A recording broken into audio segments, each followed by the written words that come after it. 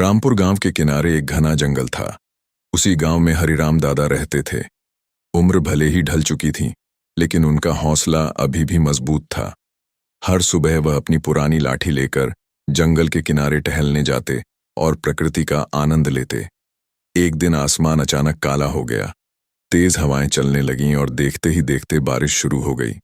दादा जल्दी जल्दी घर लौटने लगे, लेकिन घने पेड़ों और धुंध की वजह से वह रास्ता भटक गए।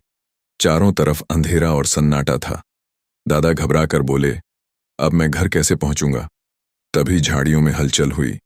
एक बड़ा सा शेर बाहर आया।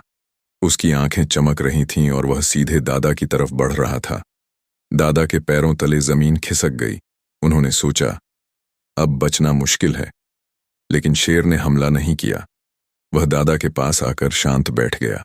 फिर उसने धीरे से अपनी नाक दादा की लाठी से लगाई, जैसे कोई इशारा कर रहा हो, मेरे पीछे आओ।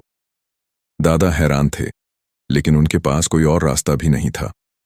उन्होंने हिम्मत जुटाई और शेर के पीछे चलने लगे। शेर आगे आगे चलता, कभी रुकता और पीछे मुड़कर देखता, जैसे यह सुनिश्चित कर रहा हो कि दादा उसके साथ हैं। जंगल के कठिन रास्तों, कांटों और फिसलन भरी जमीन से होते हुए दोनों आगे बढ़ते रहे। थोड़ी देर बाद दूर से गांव की हल्की रोशनी दिखाई देने लगी। दादा की आंखों में उम्मीद चमक उठी। कुछ ही देर में वे गांव के पास पहुंच गए। शेर वहीं रुक गया। उसने एक बार दादा की तरफ देखा और बिना कुछ कहे वापस जंगल में चला गया। दादा की आंखों में आंसू आ गए। उन्होंने हाथ जोड़कर कहा, तू सच में जंगल का राजा है, लेकिन आज तू मेरा रक्षक भी बन गया।